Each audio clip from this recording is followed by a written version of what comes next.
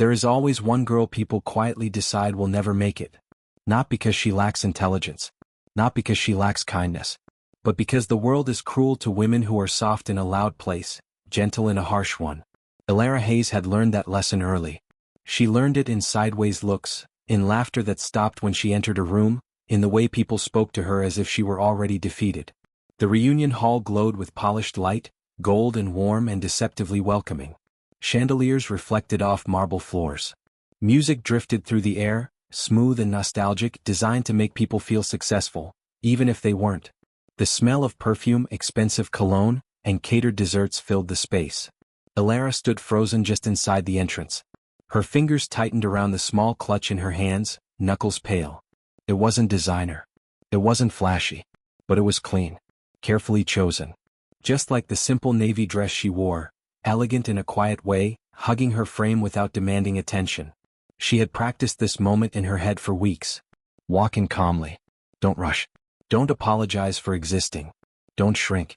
But the old fear crept up anyway. The memory of who she used to be, poor, overlooked, dismissed, pressed against her ribs like a ghost that refused to stay buried. 10 years ago she had been the girl people pitied. The one teachers worried about.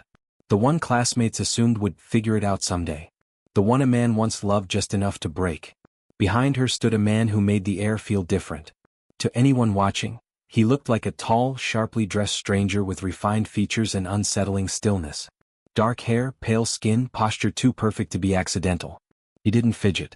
Didn't scan the room nervously. He observed, patient, composed, ancient. Lucien. A vampire king disguised by glamour, power wrapped in restraint, centuries of dominance hidden behind calm brown eyes.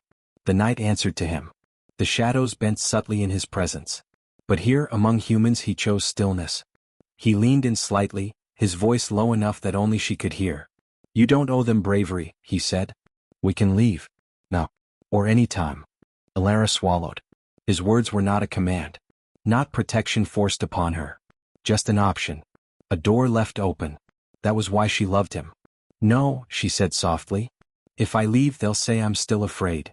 Lucien studied her face, not with concern, not with judgment, but with respect. He had ruled empires. He had watched wars rise and fall. Yet this moment mattered to him because it mattered to her. Then we walked together, he said. They stepped forward. The effect was immediate.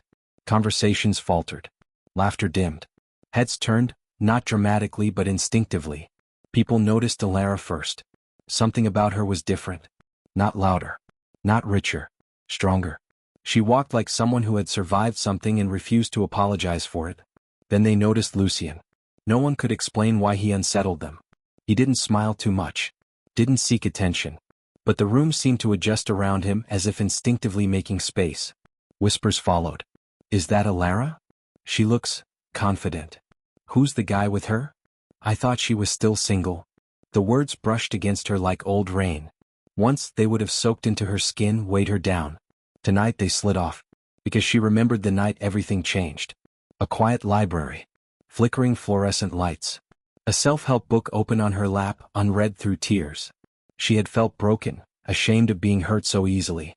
And then Lucien had spoken, not with charm, not with pity, but with curiosity. Do you want silence? He had asked then, or company? He never tried to fix her. Never told her she was too sensitive.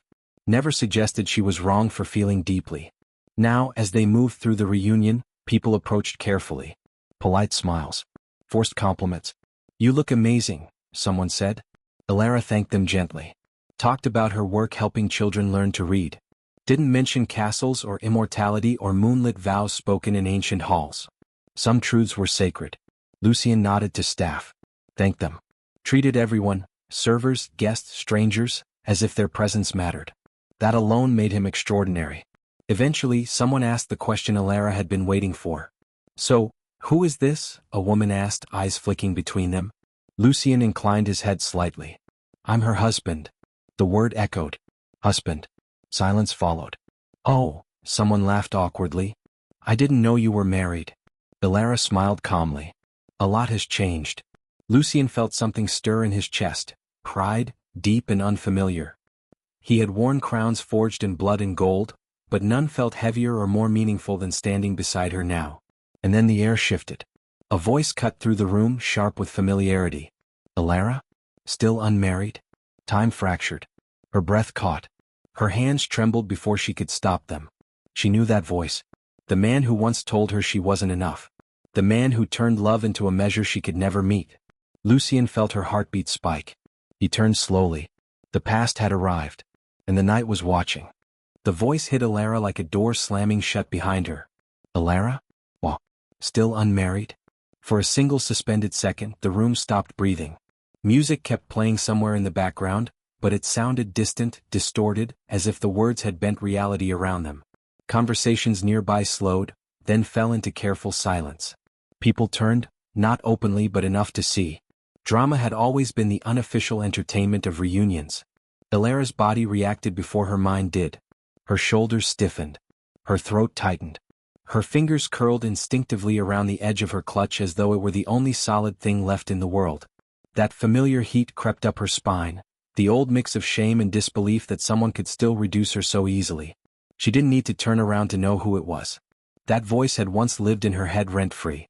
It had followed her through sleepless nights and self-doubt. It had replayed itself whenever she failed, whenever she felt unchosen, whenever she questioned her worth. Lucien felt it immediately. He didn't hear the insult the way humans did. He felt it in the sudden sharpness of Alara's heartbeat, in the way her breath shortened, in the tiny tremor she tried, and failed, to hide. His ancient instincts surged not with rage but with focus. A predator noticing a threat near something precious. He stepped forward calmly. Not fast. Not aggressive. Just enough to place himself beside her, his presence steady and unmistakable. "She is my wife," Lucien said softly. The words were not loud but they carried. Something in his voice, controlled, certain, cut through the tension like a blade through silk. The man laughed, the sound brittle and defensive. "Whoa, relax. It was a joke. You know how it is. Old times." Alara felt the old reflex stir inside her. The urge to smooth things over. To laugh it off. To say, "It's fine," even when it wasn't. She had spent years being the peacekeeper at the cost of her own dignity. Lucien did not raise his voice. Instead, he tilted his head slightly, studying the man as one might study a flawed structure. Curious, measured, unimpressed. "Jokes," Lucien said, "require consent. Disrespect does not." A murmur rippled through the nearby guests. No one was used to hearing boundaries spoken so plainly. The man scoffed again, shifting his weight. "Man, you're intense. Guess you married someone who still can't take a joke." That sentence landed like a slap. Alara felt it, the echo of every time those words had been used to silence her. Still too sensitive. Still dramatic. Still wrong. Lucien felt the night stir inside him. For a heartbeat, the ancient king within him wanted to end this swiftly. He could terrify the man without lifting a finger. He could peel back the glamour just enough to remind him what true power looked like. Instead, Lucien did something far more dangerous. He stepped back. It was subtle. Barely noticeable. But to Alara it was seismic. Lucien was giving her the space. The choice. He turned his attention fully to her, his gaze steady and warm, not demanding anything. Just asking, without words, "Do you want to speak?" That was the moment Alara realized something profound. Lucien wasn't protecting her because he thought she was weak. He was protecting her right to choose. She inhaled slowly. The room blurred at the edges, but her voice, when it came, surprised even her. "I can take a joke," she said, turning to face her ex fully. "What I don't take anymore is disrespect." A few people gasped quietly. The man blinked, clearly not expecting resistance. "Come on, Alara. It's not that deep." "It was," she replied calmly. "It was deep enough to make me believe I wasn't worthy of love. Deep enough to convince me that marriage was something meant for other women. Not me." Her voice didn't crack. That was new. "I carried those words for years," she continued. "Not because they were true, but because I trusted someone who didn't treat them carefully." Lucien stood silently beside her, every sense attuned, every instinct restrained. His respect wrapped around her like armor, unseen but unbreakable. "I'm not angry anymore," Alara said. "I've healed. But healing taught me something important." She lifted her chin. "I don't have to laugh to make you comfortable." Silence followed, thick, thoughtful, unavoidable. People looked at the man differently now. Some with discomfort. Some with understanding. Some with quiet admiration for the woman who refused to shrink. The man forced a laugh, flashing his hand. Okay. You've changed. I get it. I'm engaged now anyway. Lucien noticed the flicker of insecurity beneath the bravado. The uneven heartbeat. The sweat under the cologne. Fear disguised as pride. Lucien finally spoke again. I hope, he said evenly, that you've learned to speak with care to the person you love.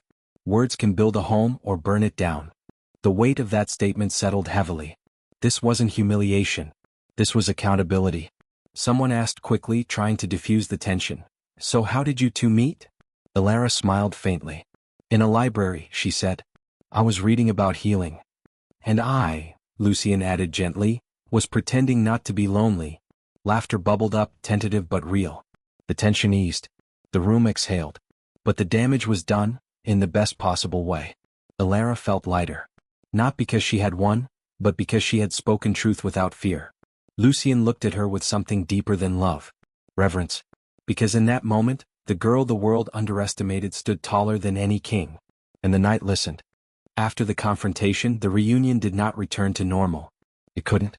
Something had shifted in the air, subtle but permanent, like the way a room feels different after someone finally speaks the truth aloud. Conversations restarted, but they were quieter now. Laughter came with pauses. People glanced toward Ilara not with curiosity anymore, but with a new kind of respect. Ilara felt it too. Her body slowly unclenched. The tightness she had carried for years, the need to explain herself, to justify her existence, began to loosen. She hadn't raised her voice. She hadn't humiliated anyone. And yet she felt stronger than she ever had before. Lucien remained beside her, not hovering, not directing. Simply present. That presence had weight. Not the heavy, suffocating kind she once associated with control or dominance. This was steadiness. Certainty. The kind of quiet confidence that didn't demand attention but drew it anyway. They moved deeper into the hall together. Ilara noticed the way people reacted to Lucien when they got close. Not fear. Not exactly. More like instinctive awareness. As if something in them recognized authority even when their minds didn't understand it. Lucien greeted people politely. Thanked staff by name after reading their badges. Held doors without being asked. Stepped aside to make room for others instead of assuming space belonged to him. No one expected that. Power, as most humans understood it, was loud. It interrupted. It demanded. It took. Lucien did none of those things. A young waiter passed by carrying a tray stacked too high with glasses. His arm trembled, the strain obvious. Ilara saw its seconds before it happened. The slight tilt, the wobble, the disaster waiting to spill. Time slowed. Before a single glass could fall, Lucien moved. To human eyes it looked like fast reflexes. A steady hand. A quick adjustment. In truth, it was centuries of control measured into a single moment. Lucien reached out and caught the tray with gentle precision, redistributing the weight so naturally that not a drop spilled. The waiter froze, breath held, face flushed with embarrassment. Lucien met his eyes and smiled, soft, reassuring. Easy, Lucien said quietly. You're doing fine. Take a breath. The boy nodded rapidly, relief flooding his features. Thank you, sir. Thank you so much. As the waiter hurried away, unaware he had just been saved by a ruler of the night, Ilara felt something bloom in her chest. That was it. That was what made Lucien extraordinary. Not his strength. His restraint. He could destroy cities if he wished. He could command fear with a glance. And yet he chose, again and again, to use his power to protect dignity, especially the dignity of those who believed they had none. You didn't have to do that, Ilara murmured. Lucien tilted his head slightly. Yes, he said. I did. She studied him, the lines of his face softened by human light. Most people with power would have made a joke. Or ignored him. Lucien's expression grew thoughtful. I remember what it feels like to be afraid of dropping something fragile, he said. I've broken many things in my life. Some of them couldn't be replaced. Ilara reached for his hand, not tightly, just enough to connect. She realized then that Lucien wasn't kind because he had never known pain. He was kind because he remembered it. As they continued through the room, former classmates approached Ilara differently now. Less condescension. More curiosity. They asked about her work. Listened when she spoke. No one interrupted. She talked about teaching children who struggled with reading. About watching their frustration turn into pride. About learning that patience could change lives. Lucien listened like every word mattered. He always did. Someone commented lightly, "You're so calm. I don't remember you being like this." Ilara smiled. I wasn't. I learned. Lucien felt pride stir again, quiet, steady, unfamiliar. He had worn crowns that weighed more than iron, but this felt heavier. Watching someone he loved step fully into themselves without fear. Nearby, her ex lingered at the edge of the room, watching. Not with anger now. With confusion. Maybe even envy. He saw something he didn't understand. A woman who no longer needed validation. A man who did not compete. Lucien noticed him too. And for the first time, Lucien did not feel rage. He felt pity. Not because the man was cruel, but because he was small in ways he didn't know how to fix. Trapped inside the same patterns he once used to feel powerful. Lucien leaned toward Alara. "Are you all right?" She nodded. "Better than I expected." That was the truth. This night wasn't reopening old wounds. It was proving they had healed. As the evening wore on, the hall felt smaller. Human. Temporary. Lucien felt the pull of the night beyond the walls, the ancient world waiting for him. But he stayed. Because here with Alara he was not a king. He was a man learning something new. He had ruled through fear, strategy, and law. But Alara ruled something far rarer. Hearts. And as Lucien watched her laugh freely, unguarded, he understood something that centuries of power had never taught him. True strength was not domination. It was gentleness chosen again and again, even when no one was watching. And the night, old, patient, eternal, approved. After the confrontation, something fragile and profound settled over the reunion hall. It wasn't silence exactly. Music still played. Glasses still clinked. Conversations resumed. But everything moved more carefully now, like people had realized they were standing inside a moment that mattered. The kind of moment you don't interrupt because you can feel, deep in your bones, that something irreversible has already happened. Alara felt different. Not lighter in a fleeting way. Not triumphant. But grounded. As if a weight she had carried so long she forgot it was there had finally been set down. She hadn't raised her voice. She hadn't shamed anyone. She hadn't needed Lucien to rescue her. She had spoken truth and survived it. Lucien remained beside her, his presence steady, respectful. He did not touch her, did not crowd her space. He had learned early that Alara didn't need to be shielded from the world, only supported while she faced it.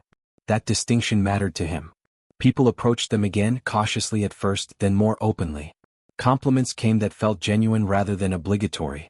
Apologies slipped out awkwardly from those who once laughed along with cruelty because it was easier than speaking up. "I didn't realize. I'm glad you said something. I wish I'd had your courage back then." Alara accepted each comment with grace, not bitterness. She understood something now that younger versions of herself couldn't have imagined. Most people weren't villains.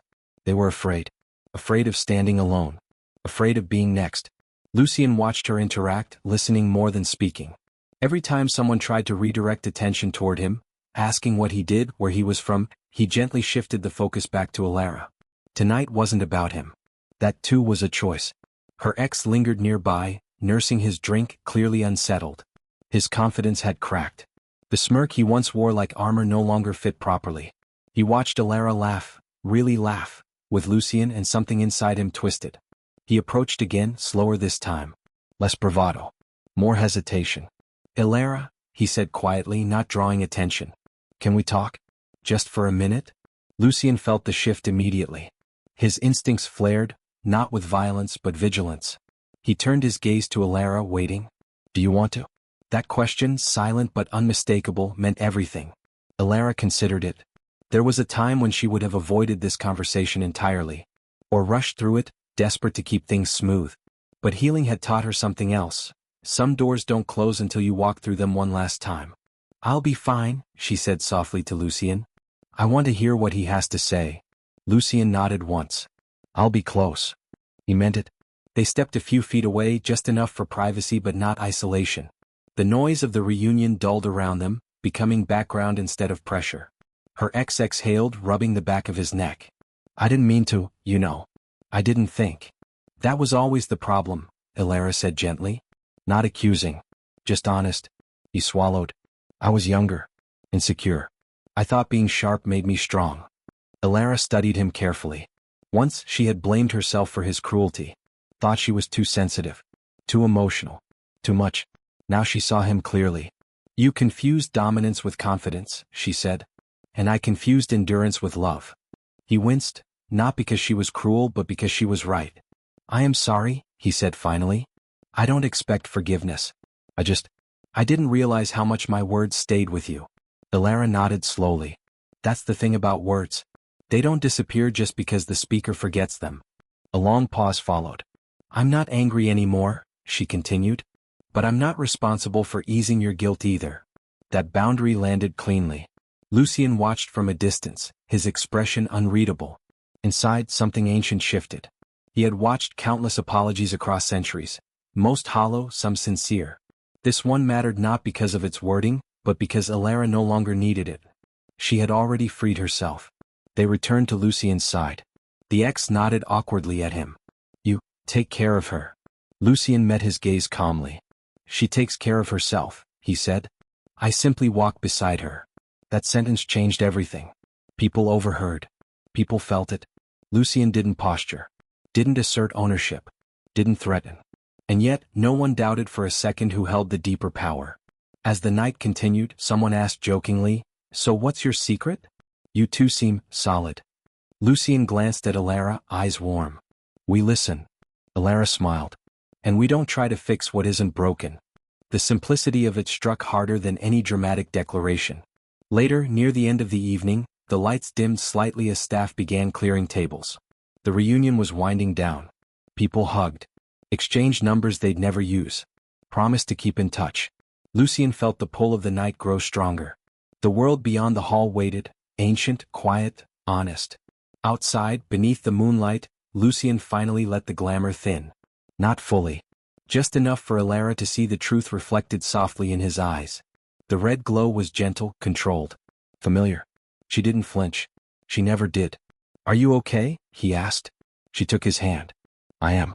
I didn't know I could feel this, complete. Lucien nodded. You did the hardest thing tonight. What's that? You stood without armor. They walked together into the cool night air. The building behind them buzzed faintly with human noise, already fading into memory. Lucien looked down at her, something solemn and tender in his gaze. I ruled through fear once, he said quietly. I thought it was the only way to keep order. Ilara listened. You taught me something different, he continued. That strength without compassion is just another form of loneliness. She squeezed his hand. And you taught me that protection doesn't mean control. They stood there for a moment, moonlight spilling across the pavement. Two beings from different worlds changed not by magic, but by respect. Inside the hall, people would talk about that night. About the quiet woman who refused to shrink. About the man who never raised his voice. About how justice didn't roar, it spoke clearly and walked away. But for Ilara and Lucien, the night had already given them what mattered. Closure. Growth. And the knowledge that sometimes the greatest power isn't vengeance. It's peace earned. The reunion hall slowly emptied, like a stage after the final act of a play no one realized they had been performing. Chairs scraped softly against the floor. Laughter faded into polite goodbyes. Promises were made that would not be kept. The glow of chandeliers dimmed, and with it, the borrowed confidence of people who only felt brave in crowds. Ilara watched it all from the doorway, her hand resting lightly in Lucien's. For the first time, she did not feel like she was leaving something unfinished behind. She had come into that room carrying the weight of who she used to be. She was leaving it as who she had become. And nothing, not whispers, not memories, not old wounds, had the power to follow her anymore. Outside the night waited. The air was cooler, cleaner. The sky stretched wide and dark, scattered with stars that seemed brighter away from the artificial lights of the city. The moon hung low, pale and watchful, as if it had been waiting for Lucien. He felt it immediately. The night always recognized him. Lucien paused just outside the building, his posture shifting almost imperceptibly. Ilara felt it, the subtle change in his presence. Inside the hall, he had been composed, restrained, carefully human. Out here, beneath the open sky, something ancient stirred closer to the surface. Not dangerous. Honest. Are you all right? Ilara asked softly. Lucien looked down at her, and for a moment, the glamour thinned. His eyes reflected moonlight differently now, not brown, not quite red, but something deeper, like embers beneath still water. Yes, he said. But this place no longer needs me. Ilara smiled faintly. It never really did. They walked together across the quiet parking lot, their footsteps echoing lightly. Somewhere in the distance, a car engine started. A door slammed. Life went on, unaware that a king of the night had just passed through it unnoticed. Lucien guided her away from the noise, toward a narrow path bordered by trees. Shadows stretched long and familiar around him. The air felt charged, alive, as if the world itself was leaning closer to listen. "Ilara," he said gently, stopping beneath the open sky. "There is something I want to show you." She met his gaze without hesitation. "I know." He searched her face. "You are never afraid." "I was," she admitted. "Once. But fear changes when it's met with truth." Lucien inhaled slowly. Then he let the glamour fall. Not all at once. Not violently. Just enough. The world seemed to quiet in response. The shadows deepened, bending subtly toward him. The stars sharpened. His eyes glowed with a soft crimson light, ancient, controlled, reverent. His fangs became visible not as weapons, but as symbols of what he was and had always been. A vampire king. Ruler of the night. Guardian of an ancient balance older than human memory. Ilara did not step back. Her breath caught, not in fear but awe. "I always knew," she whispered. Lucien tilted his head slightly. "How?" She smiled. "Because monsters don't apologize. They don't listen.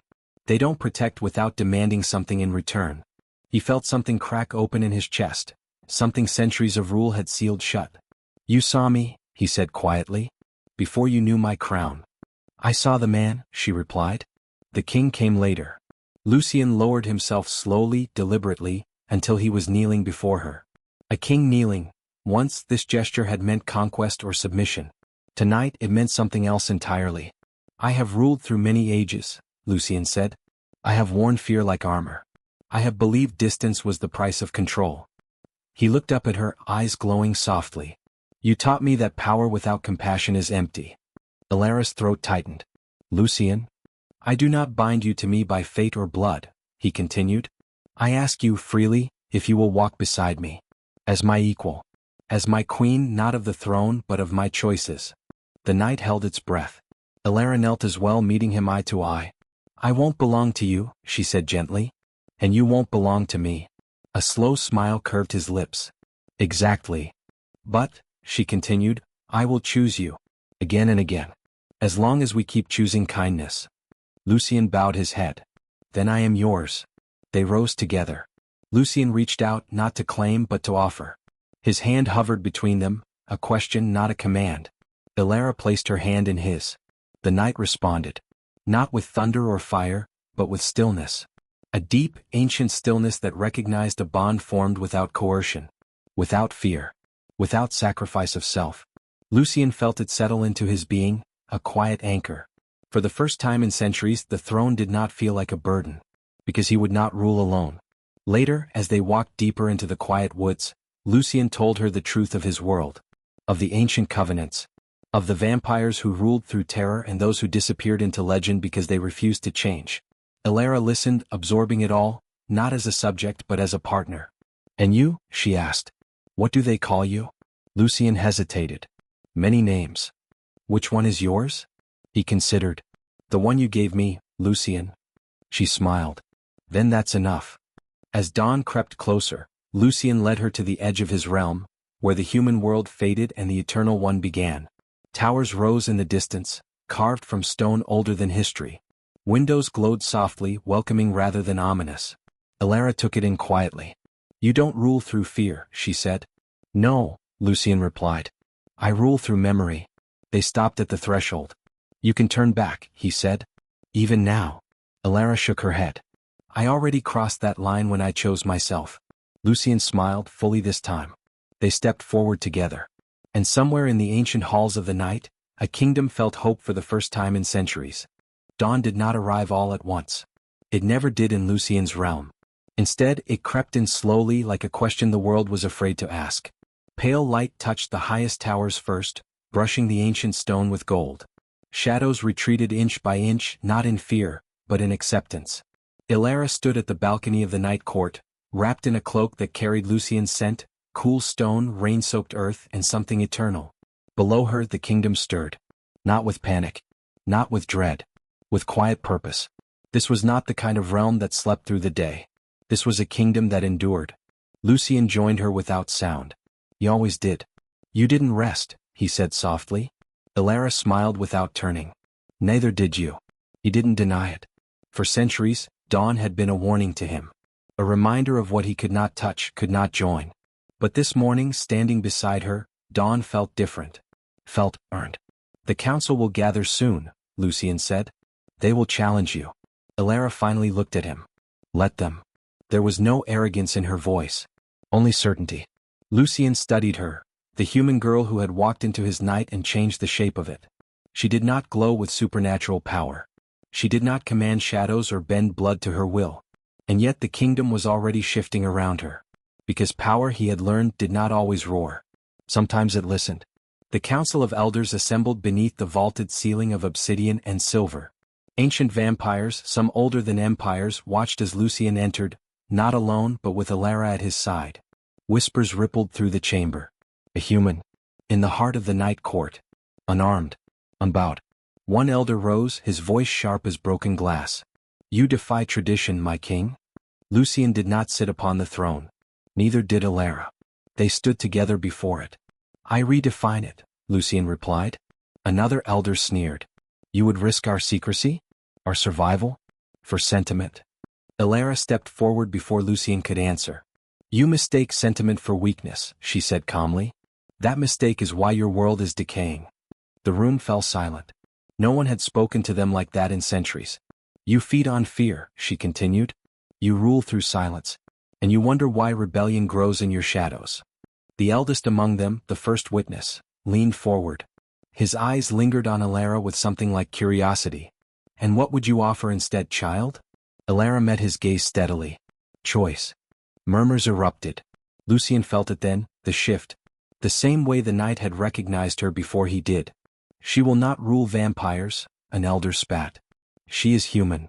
Lucien's voice cut through the chamber, calm and final. She is my equal. Gasps echoed. The first witness raised a hand, silencing them all. Let the kingdom decide, he said. And so they did. Not through bloodshed. Not through conquest. But through witness. Lucien opened the gates of the night court for the first time in 1,000 years. Humans who had lived on the edges of vampire territory, who had whispered stories of monsters and kings, were invited inside. Not as prey. As guests. Elara walked among them. She spoke. She listened.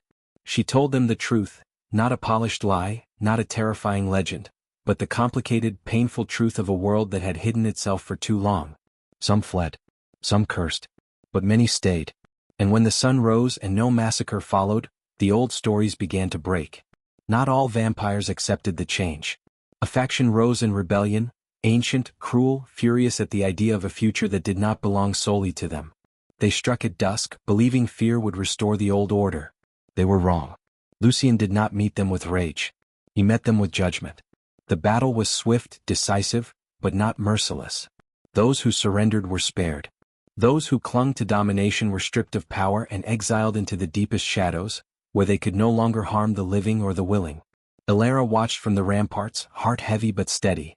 This is the cost, she whispered. Lucien stood beside her. Yes. But not the end. When the dust settled, the night court stood, not broken, not blood-soaked, but transformed. The council bowed. Not to Elara's humanity, but to her integrity. Centuries passed differently after that. Not faster. Not slower. Just fuller. Elara aged as humans do. Laugh lines etched themselves gently around her eyes. Her hair caught threads of silver. Lucien watched each change not with dread, but reverence. Do you regret it? She asked him once years later as they watched the city glow below them.